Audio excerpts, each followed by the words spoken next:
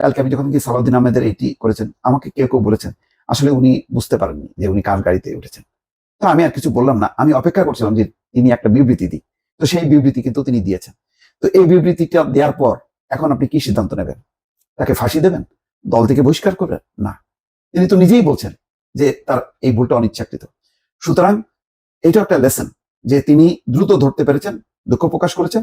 সুতরাং তার এই যে উপলব্ধিটা, এই উপলব্ধিটাও যদি নেতা কর্মীরা মনে রাখেন, তাহলে কিন্তু অনেক বিপদ থেকে বিএনপি সরে যেতে পারবে। আমি আবারও বলি, বাংলাদেশের রাজনৈতিক দলগুলোই দেশ শাসন করবে। সেই রাজনৈতিক দল যদি সৎ হয়, ভালো হয়, যোগ্য হয়, তাহলে কারোরই কোনো আপত্তি নেই। বাংলাদেশের মানুষ অন্তত একটা বিষয় সিদ্ধান্ত নিয়েছে যে তারা দুর্নীতিকে, অনিয়মকে, ঘুষ, দখলদারি এগুলিকে প্রশ্রয় দেবে না। আওয়ামী লীগের বিরুদ্ধে মানুষের যে অভ্যুত্থান, মানুষের যে গণজাগরণ, তার মূল কারণ হচ্ছে অপশাসন, দুঃশাসন, দুর্নীতি, অনিয়ম, তারপরে আর কি কি শব্দ বলা যায় এটা আপনারা বলেন। তার মানে কি, তার বিপরীতে এখন মানুষ একটা দলকে চায়, যে দল সত্যিকার অর্থে একদম বিপরীত মেরুতে থাকবে। তো সেই বিপরীত মেরুতে যখন কি বিএনপির মতন একটি বড় রাজনৈতিক দল সাম্প্রতিক সময় সরকার পরিবর্তনের পর যখন কি কিছু কিছু কার্যক্রম করছে, তখন কিন্তু ধাক্কা খাচ্ছে। সেই কারণে আমি বারবার কিন্তু প্রতিদিনই একটা দুইটা ভিডিওতে এই প্রসঙ্গটা আনছি সতর্ক করার জন্য। খেয়াল করেন, ওই দলটির শীর্ষ নেতা লন্ডনে বসেও কিন্তু প্রতিদিন সতর্ক বাণী দিচ্ছেন। এমনকি নিবেদিত প্রাণ দলের তাদেরকেও ছাড় দিচ্ছেন না। বরিশালের একজন মহিলা নেত্রী দুঃখ প্রকাশ করলেন, এখনো কিন্তু তার পুরো আস্থা বিশ্বাস সেই নেতার প্রতি, কিন্তু তার ব্যাপারে কিন্তু সাংগঠনিক সিদ্ধান্ত নিতে তারেক রহমান কিন্তু দেরি করেনি। কিন্তু তিনি অপেক্ষায় আছেন যে নিশ্চয়ই তারেক রহমান আবার তাকে দলে ফিরিয়ে আনবেন। এটাই তো আমরা চাই। আপনার পরিবারের মানুষ ভুল করে না? তো ভুল করলে কি আপনি কি করেন? বাড়ি থেকে একদম বের করে দেন? সম্পর্ক নষ্ট করেন? তা তো না, তাকে রেকটিফাই করেন।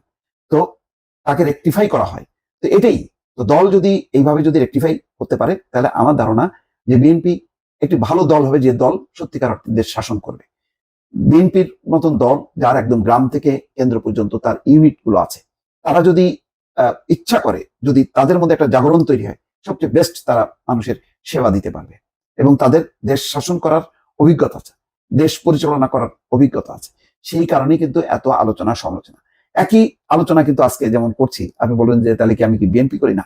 বিএনপি করি না। বিএনপি আওয়ামী লীগ করা আমাদের কাজ না।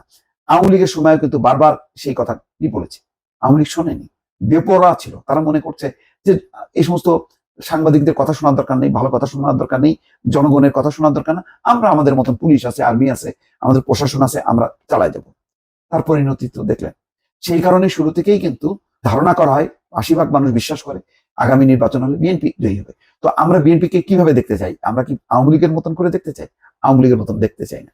সেই কারণেই কিন্তু এত কথা বলে। এই কারণে আমি একটা সুপারিশ করেছিলাম, জেলায় জেলায়, প্রয়োজনে উপজেলায় উপজেলা পর্যায়ে সৎ বিএনপির সৎ নেতাদেরকে নিয়ে একটা অভিযোগ সেল গঠন করা। শুধু অভিযোগ সেল না, অভিযোগ সেলের পাশাপাশি একটা ভ্রাম্যমান, সাংগঠনিক ভ্রাম্যমান আদালত করতে হবে। সেলে অভিযোগ আসবে, অভিযোগ পর্যালোচনা করবে, যাচাই করবে, সরেজমিনে যাবে এবং সাংগঠনিক ব্যবস্থা নেবে। এই কাজটা যদি আগামী ৩ মাস ৬ মাস করতে পারে, মাশাআল্লাহ, বিএনপির ভাবমূর্তি ফিরবে এবং মানুষ আশাবাদী হবে যে না, আগামী দিনে বিএনপি যদি সরকার গঠন করে, তাহলে তারা সেরা সেবাটা পাবে। এটাই দর্শক আমার বক্তব্য, আমার ধারণা, যেটা মানুষেরও এই প্রত্যাশা হওয়া উচিত। ভালো থাকবেন। আল্লাহ হাফেজ।